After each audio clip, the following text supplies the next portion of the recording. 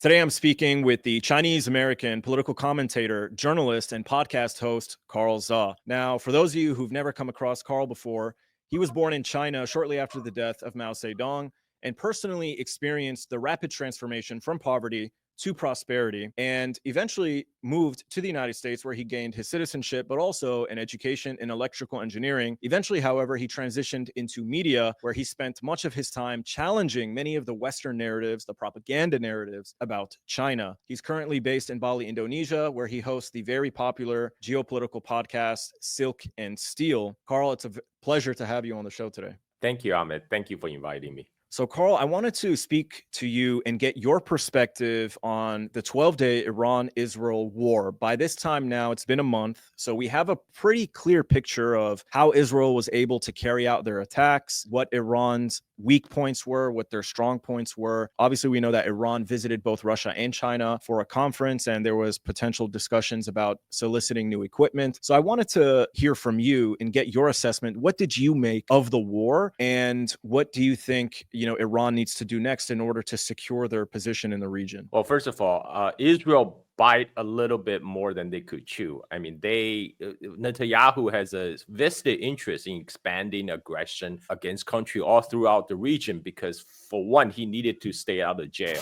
Otherwise, he will be in jail on corruption charges. So he needs to be the wartime president. And this is why he expanded Israeli operation against Gaza, but also aggression against Lebanon and Iran. And however, for the Israeli strike against Iran to work, he needed to loop in United States because Israel on its own is not sufficient to take on Iran, a regional power. This is why Netanyahu has been traveling to Washington. The Israeli lobby had a very intense lobbying effort to drag United States into a Middle Eastern war. And we saw that Iran could handle Israel easily on its own because Iran has tens of thousands of missiles. This is the first time, Israeli have suffered consequences, real consequences of their aggression.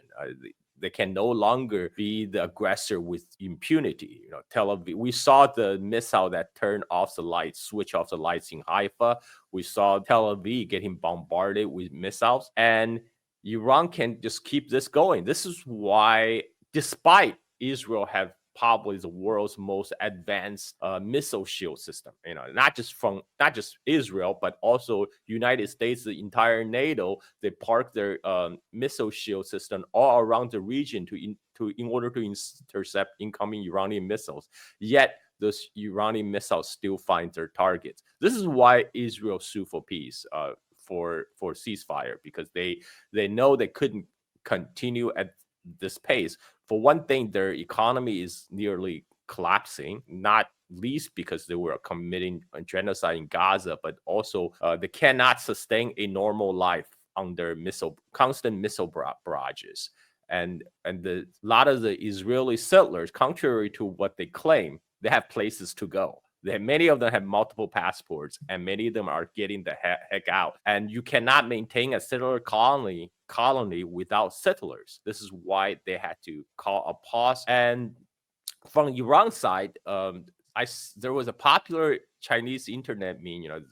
In China, a lot of people also monitoring this conflict. And the popular internet meme in China is that Iran has a very strong spear, but they need a stronger shield because what we saw was Israeli air superiority. That meant the Israeli F-35, Israeli F-16s were able to launch missiles against the western part of Iran, where many of the Iranian missile launchers were located. Now, one biggest advantage that Iran has is position of tens of thousands of missiles. But if their missile launching is getting interrupted by Israeli airstrike, obviously that's not ideal. And they needed to upgrade their air defense system so their missile launcher will be protected and will pose a strong deterrent against future Israeli aggression. So I think within this context, it actually makes sense for Iran to approach China to purchase air defense systems because China can very quickly provide those because there's no supply side bottleneck.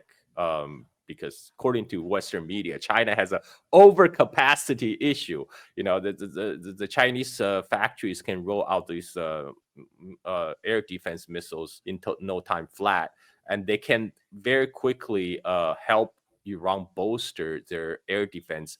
And so, in essence, bolstering their own deterrent against Israel, because then the real deterrent Iran have against Israel it's their missiles, and there's those missile launchers needs to be protected. This is So my 2 cents. I want to ask you two questions about what you've said. Firstly, you mentioned that Benjamin Netanyahu needed to expand this war in order to avoid being charged with corruption and potentially facing jail time. I've heard this argument made for 2 years. I don't know how I feel about it. The reason why is because, one, while this is definitely, there's an element of Netanyahu, this being his war or his genocide, this is still Israel's in their strategic interest, right? We know that they want to ethnically cleanse Gaza, eventually the West Bank, and we know that they do see Iran as an enemy, regardless of whether Netanyahu is in that position or not. So are you suggesting that this is purely because of Netanyahu, or do you think it's a mix of the two, that this is in Israel's interest, but also... No. I mean, this is this whole Israeli committing genocide in Gaza. This is a whole Israeli whole society operation. This is not just Netanyahu's operation. It's just so that Netanyahu's interest coincides with because he needs this for himself, and he exasperated the situation. But Israel has always seen Iran as an obstacle to its regional dominance. I mean, we saw there was a talk by General Wesley Clark, the former Spring Commander of NATO. This was like, I think, a decade ago. He said right after 9/11, he was talking to his buddies inside Pentagon, and they say, "Oh yeah, we have a plan for taking out 7 countries in 5 years." And if you look at the list of the countries, Iraq, Syria, Libya, Somalia, Sudan, Lebanon, I think, yeah. Somalia, Lebanon, and Iran. Iran was the last one on the list, and so Iran has always been the target. But again, Israel alone cannot take on Iran. This is why they really want drag United States into the war. Whereas after the whole Iraq deal, the idea of getting involved in another Middle Eastern war is deeply unpopular in the United States. You would know that. You live in the U.S. right now, and nobody wants to die for Israel. And so what Trump did is he tried to thread the needle.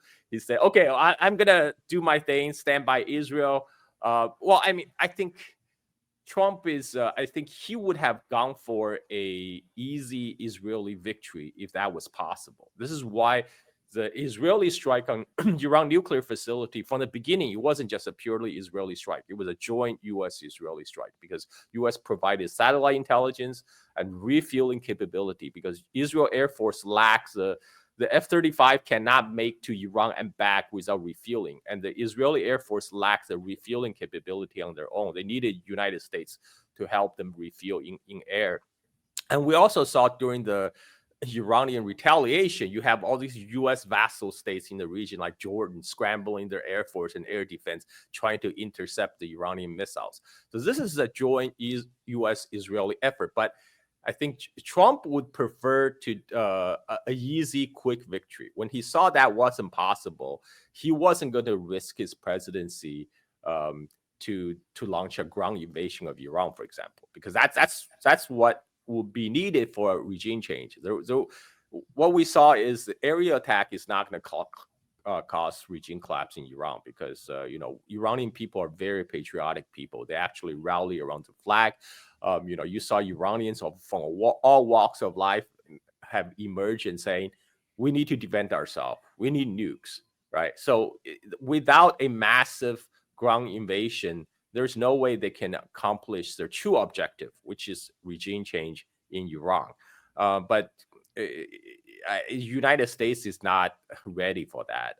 This is why Trump did this intentional glancing blow, a symbolic strike on Iranian nuclear facilities, so he can't say to Netanyahu and his all these Israeli lobby people, "Oh, I did it. I stood by Israel. I destroyed Iran's nuclear facility, and then now give me a Nobel Peace Prize now. I mean that's his whole gambit, right? Yeah. And it's Trump is unpredictable. He's so predictable in so many ways, and so here we are. Israel realized they could not go on waging this war alone against Iran. That's why they had to sue for ceasefire. But this is, keep in mind, this is a ceasefire. This is not a peace deal, which means this hostility can resume at any time. In fact, Netanyahu was just in Washington, no doubt, asking United States to back for another future Israeli strike. He asked for U.S. support for a preemptive Israeli strike in the future, and this is why both sides right now are taking this pause in hostility to build up their own capabilities.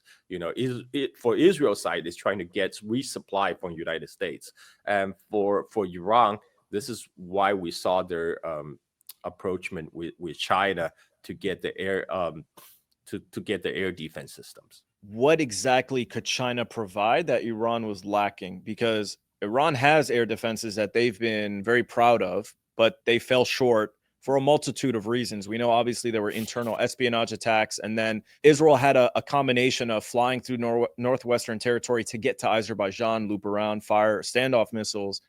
We haven't seen any video evidence of Israeli fighter jets over Iran's airspace, but we know that they did get over their airspace. So it's not like they were flying deep into Iran at will, but they did still establish the same thing. Regardless, they were still flying all, projectiles, drones, firing standoff missiles. So what would China provide? Is it more layers of air defense? Can you comment on this? Do you have any knowledge about like what specifically China could do to help Iran bolster the air defenses other than just swapping systems? Well, actually, so Iran has for a long time, for variety of reasons, they try to rely on indigenous capabilities, because Iranians are very proud people. They see themselves as inheritor of the great Persian civilization. Independence and sovereignty is very important for them. This is why they kick out Americans in 1979 in the first place. They don't want to have to rely on outside power for their own national defense, and they always stress on indigenization, and also people need to keep in mind there was an international arms embargo on Iran until October 2020. So it was only lifted very recently, and Iran did try to procure the air defense system from Russia. There was deal signed for S-300, S-400, and as well as Su-35 fighter jet. But all these new defense system, it takes time to set up, and it takes training. You need to send your ground crews and your pilots, for example, over to train first before you receive the jets and the air defense system, so you know how to operate them. So all those things took time, and what it looks like it was Israel in cahoots with United States. They used a nuclear negotiation as a ruse to lull Iranian leadership into a false sense of security, and this allowed them to do this sneak strike.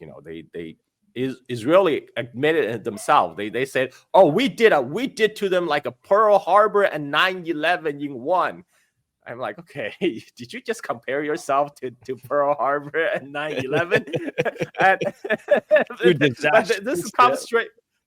That came straight from the horse's mouth, and so they had the element of surprise, and they also have apparently now we know they're heavily infiltrated Iran, but I do think they kind of blow their wad in the first few days, because they activated all their Mossad assets, who are now being cleaned, being ferried out and cleansed out of Iran right now. And they thought they were able to do a decapitation strike, particularly against Iranian top leadership, right? But the problem is, Iran is a country with 95 million people. It has boundless human capitals. It's not you can't. Iran has no problem replacing its leadership. even if this is a big blow against Iran, in terms of prestige, and but what we saw was in terms of Iranian reaction, they they they launched their missile strike against Israel without a hitch. That means they already developed a contingency plan way beforehand. This is what we will do if Israel strike us, and they follow the plan to a T, and everything worked out. So this tells me so the so-called decapitation strike against Iranian leadership will mean very little, because Iran, they can easily replace their leadership, and their system will continue to function. As what what we did saw was there was obviously some limitation to the Iranian air defense, right? Because they had to, as the war went on, Iran had to rely more on their missiles from the eastern side of the country, where Israeli couldn't reach. Whereas the western side of Iran, where actually Iran has some more advanced missiles, there were less launched from those regions, possibly because of the Israeli threat. And Israel, they were launching airstrike from within the airspace of like Syria, probably Jordan or Azerbaijan, because Israel is very close ally with Azerbaijan. Um, and so Iran needed desperately to shore up their defense, especially on their western border, to make sure there's not any kind of vulnerability any kind of hole gets plugged. And this is where China can provide a very quick solution, like some may even call it stopgap measures. This because these are some serious holes in the area Iranian air defense that needs to be plugged. And it just so happened that Chinese defense system can very quickly give them the capability to have the defense capability they didn't have before. This most importantly to protect those missile launching site on the western side of Iran. So, can you explain to my audience what the relationship is like between China and Iran? On X, Well, obviously, people were very emotional, angry, panicking, and they were like, why isn't China and Russia doing more? And I saw people saying, well, the Chinese and Russian position is Iran is doing just fine. It's not as bad as you think. But let's say Iran were in a sensitive position. Is Iran so important to China and Russia? But let's focus on China, I guess, that China would potentially not get involved militarily, but step up and provide them with whatever they need.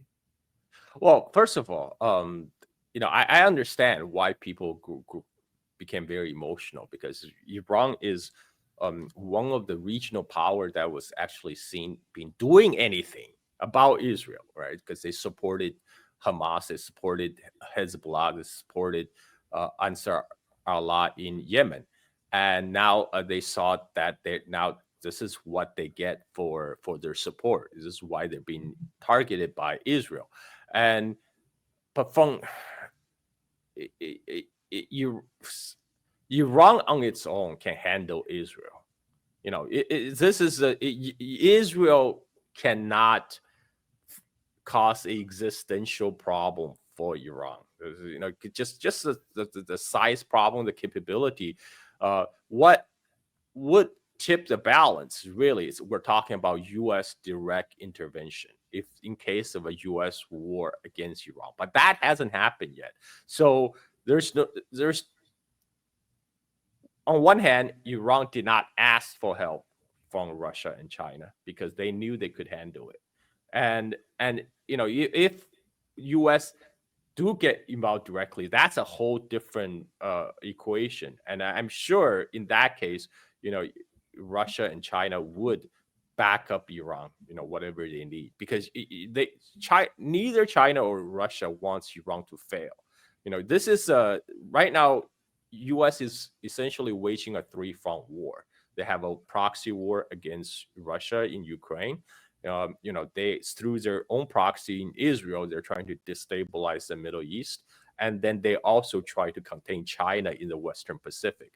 So any one of these pillars falls, that just means the U.S. will be able to shift its resources to confront the remaining two. I mean, this is U.S. has made no secret what they want to do. They want to pivot to Asia. There's a significant a poor faction in the U.S. national security establishment. They keep on talking about this. They say, okay, we got to wrap up our fight in Ukraine. We got to extricate ourselves from Middle East so we can concentrate our resources to do this one real big civilization war against China in the Western Pacific, right? So it's neither in Russia or China's interest to see Iran fall, and this is why Iran was under U.S. and European sanction for a very long time, particularly a sanction on its lifeline, the oil and gas sales. China currently purchases more than 89% of Iranian oil precisely because China do not want Iran to fail. I mean, this is an economic lifeline to Iran, and to sustain the Iranian economy. This is how the sanction is designed to work. It's designed to cause regime collapse by causing economic collapse. And for the same reason, China do not want Russia to fail in Europe. It does not want to see Iran to fail in the Middle East, because they know if that happens, all resources of U.S. military industrial complex then will be concentrated on China. China is the last big juicy target, and China and Iran itself has a long friendly relationship. In like even in the modern times, I'm not even saying like stretch back to the ancient Sasanian time. That's true too. But even in the modern times, China and Iran have maintained a friendly relationship. But what's keep in mind is a relationship between Russia, China, Iran. This triangle is not the same as a NATO alliance. NATO alliance is a military alliance that's headed by Washington, that's subservient to Washington's interests. Whereas Iran, Russia, China, they're all sovereign countries, right? They have their own forum to discuss defense cooperation. For example, they're all members of Shanghai Cooperation Forum, right? But it's a forum. It's not a military alliance. So the nature of the relationship is different. But at the same time, geopolitically, neither Russia or China wants Iran to fail. So I think people are just kind of panicking a little bit when they saw it looks like Israel was going to drag Donald Trump into wage full-on war against Iran, but that did not happen, right? I mean, this is Iran can handle Israel. We know what Iran's capabilities are right now. What we're going to probably see is both China and Russia will supply. They will have now even a tighter security arrangement, because people need to remember a weapon sale is not just hardware exchanging hands. You like for a weapon system, you need maintenance, you need training. There will be exchange of personnel. So this is a decade-long relationship building exercise, and so the weapon sales from China to Iran or from Russia to Iran, that will necessitate a tighter integration between these countries' national security establishment. So until that tighter integration happens, based on what you described, it sounds like China, Russia, and Iran kind of have a decentralized alliance where everyone can act according to their own interests, but they have a vested interest in one another, and there's strength to that. But that lacks a form of centralization that NATO has, right? And so do you think that's a flaw? Like, how do you view that comparing to NATO and all the support that Israel gets? And do you think that could potentially lead to a loss? Right. I mean, this is people need to understand what multipolarity is. Multipolarity is not the flip side of NATO. We're not talking about like the Cold War where you have a Soviet bloc versus the Western bloc, right? The whole idea of multipolarity is that every country's independent sovereignty should be respected. If you look at the BRICS, right? For a lot of people look at the BRICS as alliance, even though BRICS originally started as a marketing acronym by Goldman Sachs to sell stocks in the emerging market. It just so happened now it's an economic forum. It's to emphasize, BRICS is an economic forum. Look at the countries in the BRICS. You have both China and India, whose interests might sometimes do not align. But the whole point of BRICS is all these countries can maintain their differences and they can maintain their independence and sovereignty. They're not answerable to one overlord the way the NATO answers to Washington.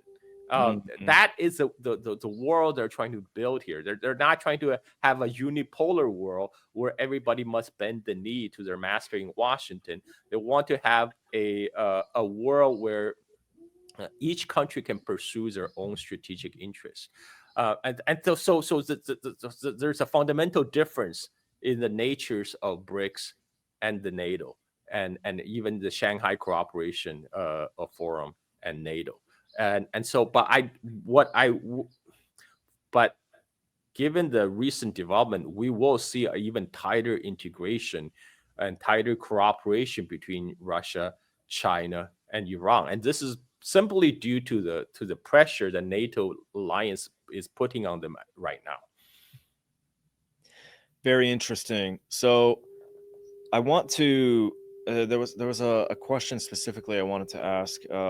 I'll have to come back to it because you said so much. It's like everything you say just unlocks 3 or 4 other questions.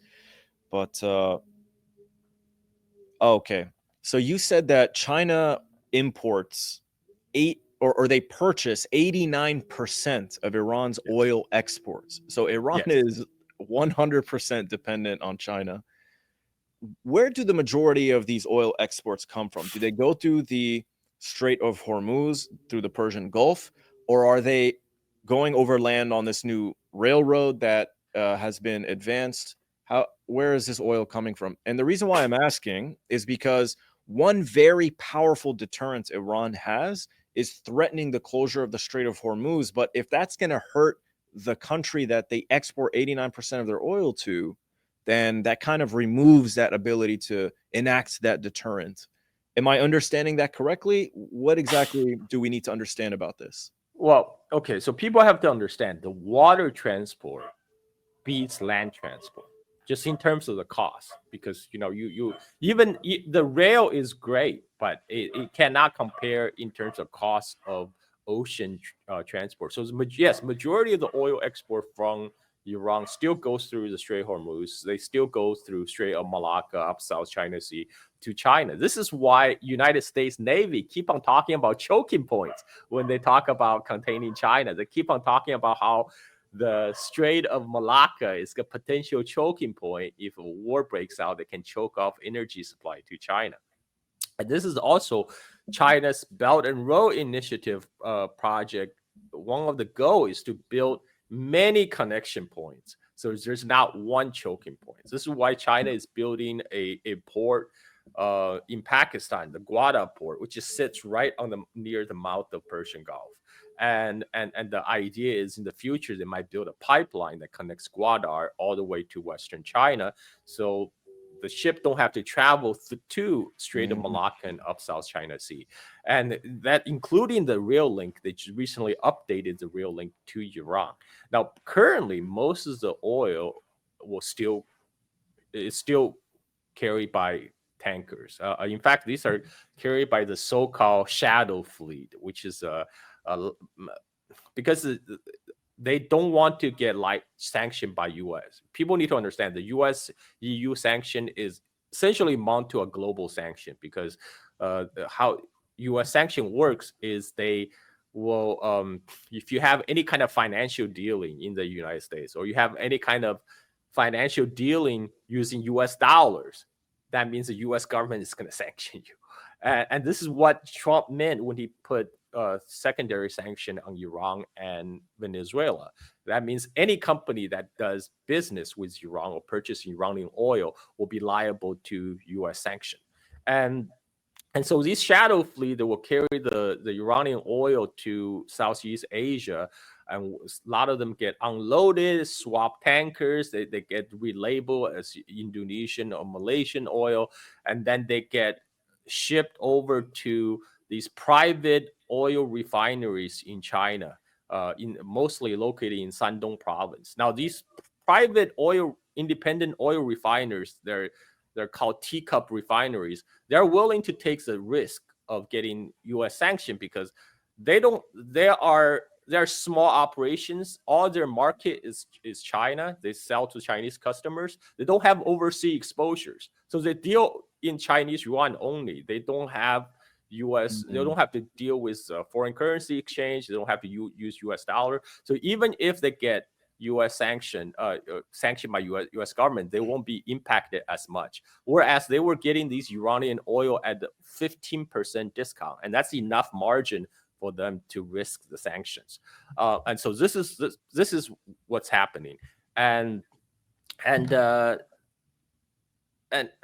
kind of lost my train of thought. Well, Yeah, so the Strait of Hormuz and the deterrent, and right.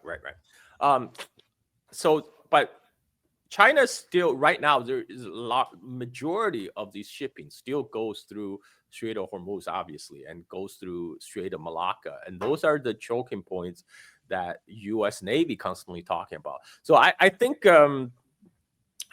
closing down Strait of Hormuz is a big deal because that won't just affect the Iranian oil. That affects all the oil from the Gulf region, right? Like all that will impact all the other oil-producing countries like UAE, Qatar, Saudi Arabia, Iraq, Kuwait, everybody, and including everyone who imports from that region. I think so. I don't know if that's. I mean, that's definitely one card Iran could play, but I think that would be like the last resort, right? That would be the last resort because this have potentially more far-reaching impact. Oil can be carried on rail, but that will be limited by the rail capacity, and it's unless they build a pipeline. If they build a pipeline, that will change the whole equation. But that's a multi-billion-dollar investment, and that's probably not in the cards anytime soon. But yeah, that oil pipeline will more than any kind of rail link will actually solve that problem of Strait of Hormuz issue. But at present we're that because it takes like 10 years to build an oil pipeline, through Central Asia and to China and etc. I was in Iran early May, so a little more than a month prior to the attack, and I was staying at this hotel, and there were Russian and Chinese people there, and at breakfast I would strike up conversations with them. And I asked them, like, what are you guys doing here? And they said, we're here for a conference, oil and gas. And, the Russian guy had a drilling company. The Chinese guy he was representing a company that was going to sell this new piece of equipment that would make Iranian drilling much more efficient and reduce, like, it has less maintenance, et cetera, et cetera. So, yeah, I mean, you can see that, there's clearly an economic alliance, taking place, and it's represented by these business people from Russia and China. But that is concerning that, Iran's one deterrent, right, would potentially hurt China. But it sounds like it would just hurt everyone. And that's why it's just a final resort. And so the hope is that it never gets to that point. But it's not like, I think the misunderstanding people have is they think it'll hurt China more than America, where I think it will hurt everyone if they were to actually. It will hurt everyone. Yeah.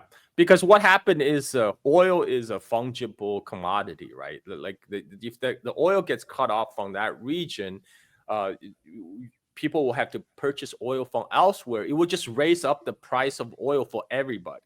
So like you can still get oil in the United States. The price will still shot up like 3-4 times because people are probably gonna the same place you're getting those oil.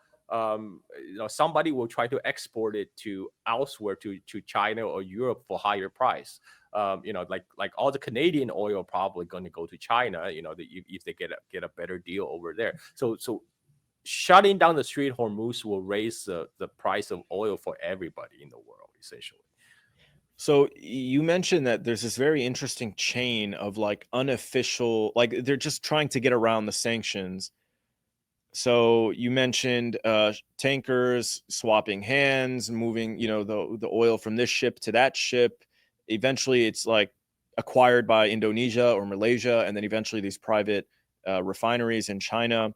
Is it possible for the U.S. to sanction all along that chain and eventually Well, get? this is so right now this is very decentralized network, which makes sanction harder because for U.S. sanction to work, they need to know who to sanction. They need a list, right? The whole point of these shadow fleet is not they're not insured by by the insurers in London. Mm, So this is why it's harder for them to track. This is why they sometimes offload their oil to another tankers, and this is all to make tracking more difficult. And the decentralized nature, it means it just takes so much resources to track each individual tankers and each individual operations. And this and I'm assuming if they did United sanction them, they would pivot and switch and shuffle everything. Exactly. I mean, U.S. is powerful, but not that powerful. They can't possibly monitor everything. They have limited resources, right? They can't target big companies. For example, they did go after Huawei for, building telecom infrastructure in Iran, because Huawei had some business back then in the United States. That's why they got Canada to detain Huawei CFO Meng Wanzhou. Ostensibly for sanction busting against Iran, right? That's how the U.S. sanction works. They can go after anybody who have any kind of business with United States or any dealing with U.S. dollars. This is why the Brazilian president Lula recently in the BRICS summit, he said there's a desperate need for new trade currency. He didn't name U.S. dollars specifically, but he said we need to have a new trade currency. Otherwise, we'll end the 21st century the same way we started 20th century. Which, if people know what happened the first starting of 20th century, you have two world war, right? And of course, Trump took umbrage to that and said, "Oh, BRICS is an anti-American alliance. How dare they try to move off the U.S. dollar?" Even though Lula said nothing about U.S. dollar explicitly in his talk, and this is why he's slapping 50% tariff on Brazil right now. But Which only yeah, but encourages and bolsters his point. So exactly, because Brazil currently, there's actually the U.S. actually enjoy a small surplus in their trade with Brazil, and the trade between U.S. and Brazil actually is dwarfed by the trade between Brazil and China and other BRICS nations. So this is just going to push Brazil even further towards the direction of BRICS. So in your view, how would you describe China's role? China really does seem like the leader of this multipolar world. And I don't mean to discredit or disrespect any of the other actors, right? But China, because of its sheer size, its weight, its economic power, the factories, I mean, decades of like stable leadership moving in, one clear direction, just prioritizing China's interests, serving the people, uplifting the people, and advancing their capabilities. So, how is China viewed by the other members, and how does China view itself in this Well, multipolar project? yeah, I mean, one thing people need to keep in mind is China's non-interference foreign policy. This is China have pretty much stuck by this policy ever since 1980s. For more than 40 years now, and that means China's business is business. It will do business. They will not interfere in your internal domestic policies. They will not interfere with your policy with other countries. That is your business. And for a lot of these countries, it's refreshing because a trade deal with China, welcoming Chinese investment, it comes with no strings attached. And this is quite different from when you're getting a loan from IMF or World Bank, for example, or even say come to the military deal, right? Like when U.S. Sold F-16s to Pakistan, for example, they made Pakistan sign an end user agreement says those F-16 will not be used in a war against India, right? And China don't do that kind of thing. So whereas U.S. will Yeah, use trade deal who is or Pakistan supposed to use them against? Yeah, who are they supposed to fly? Like they just fly around Pakistan burning fuel. Like, what's the point? We need fighter jets we can actually use against India. yeah. So I mean, so this is one of the strength of U.S. Chinese foreign policy, but this is also like I know there's also a cause for criticism from some quarters because they feel like China cannot just extricate itself from the world and not get involved. But I also have to remind people, despite China's strength and its size, it still has limitations. For example, China compared to United States, it lacks the power projection capability. U.S. have military bases all over the world. China only have one military base, overseas military base in Djibouti, and recently, and it's under heavy surveillance. Recently, Germany just complained that one of its spy plane, when circling around the Chinese frigate around the Red Sea, you got the Chinese ships supposedly shining a laser on it. The question really should be asked: what is German spy plane doing in the Red Sea? Obviously you are trying to aid the United States into the operation against Yemenis, right? I mean, that's what you're doing. But that's this is again posed as an example of Chinese aggression because of Chinese space lasers or whatever. And but China do lack projection capabilities. They only have one overseas base in Djibouti, and United States is trying to say, oh, China is building all these ports. They could be dual use. They could be used by military and civilian. But the fact is, Chinese Navy hasn't really going out all over the world the way United States have. China lacks kind of the support, logistic supply chain, and so China's way of showing support is different. Because China relies on its own strength, which is in the area of economy. For example, the Chinese export control on the rare earth.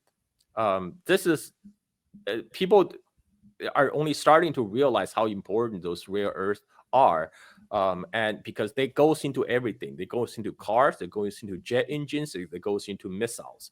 For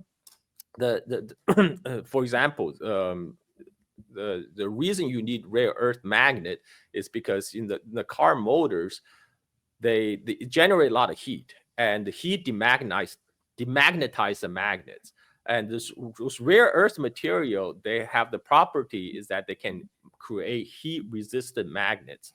And right now, most of the heat resistant magnets are produced in China. And so when China finally put the export control on the rare earth export, there was widespread panic. A lot of the Western car companies think they were going to have to move their operation to China to produce car parts because they can't get access to the rare earth. And as a result of the tariff talk, China agreed to extend 6-month export license for U.S. car makers, but they still haven't lifted the ban of rare earth export for U.S. military industrial complex. For people who are concerned that they might divert rare earth supply from the civilian use from car makers to defense industries, well, defense industry require a whole different grade of rare earth magnets. They for the type of the magnets you need for your car is very different from the type of magnets you need for F-35s. And this also created real supply constraint on the side of United States, especially if you observe during the 12-day war between Israel and Iran. Israel were firing off interceptor missiles left and right, and they have to be supplied by United States. all Israel's interceptor missile for David Sling, Iron Dome, they need to their ammunition need to be supplied by United States, and U.S. needs rare earths to manufacturing these missiles. And to give you an idea, the U.S. deployed the THAAD system to Israel to intercept Iranian missiles, and those THAAD batteries, radar plus launcher, each cost $1 billion. And each THAAD interceptor missile costs somewhere between $12 to $30 million a pop. And United States, the whole planned production for THAAD missile interceptor for the whole year of 2025 is 12. Israel just fired off more THAAD missile interceptors in 12 days, more than a whole year's supply from United States. And the planned production in US, that 12 THAAD missile interceptors, that was planned before China put on the rare earth export control. So right now, even if they want to ramp up production, they're gonna have issues to secure those rare earth. And it's not as simple as it's not a simple matter as just dig it out of the earth, because US do have rare earth mines. They have a mine called the Mountain Pass mine in California, right next to Las Vegas. And the problem is US lacks the refining capability to make the rare earth into actual heat resistant magnet. So currently all the rare earths they dug out in California, guess what they do with them? They ship to China to proper processing for making into magnets. And US, if they want to start domestic production, domestic refining, they're gonna have to import Chinese machine tools. And they somehow have to get their hands on Chinese technology, because US used to lead the world in rare earth production, rare earth refining back in like 1970s.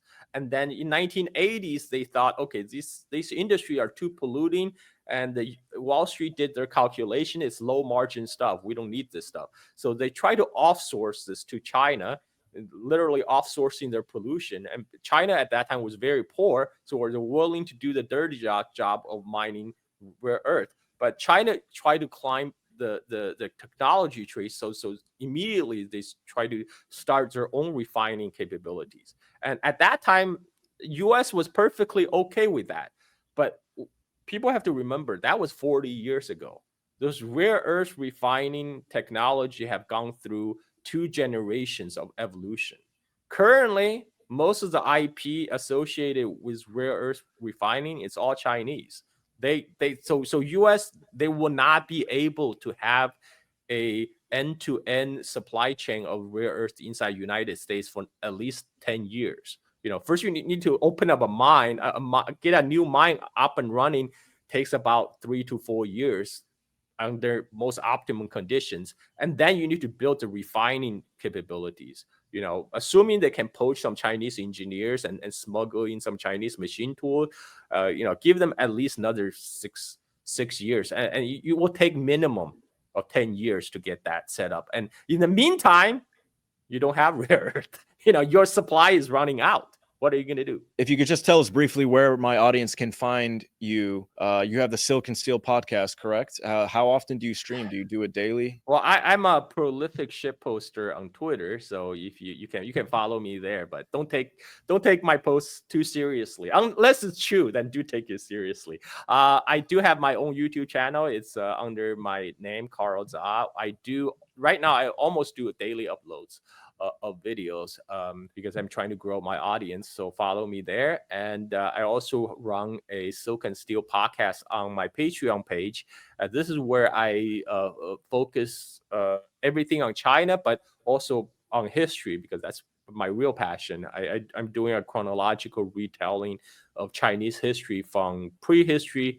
Well, right now I'm up to 341 BC. So wow. Well, you guys have so much history. You guys have been around for a very long time. So I bet it's taken you forever to get here. So how many episodes has it been? Like you put out probably 100 episodes at least.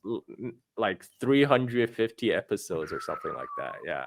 I already cover a couple thousand years, man. Yeah. So, well, America, we only got 200 plus years. So a couple episodes will be done. So Yeah. But yeah, that's great. So I'll flash this on the screen for the audience to see. Trust nothing. No laws.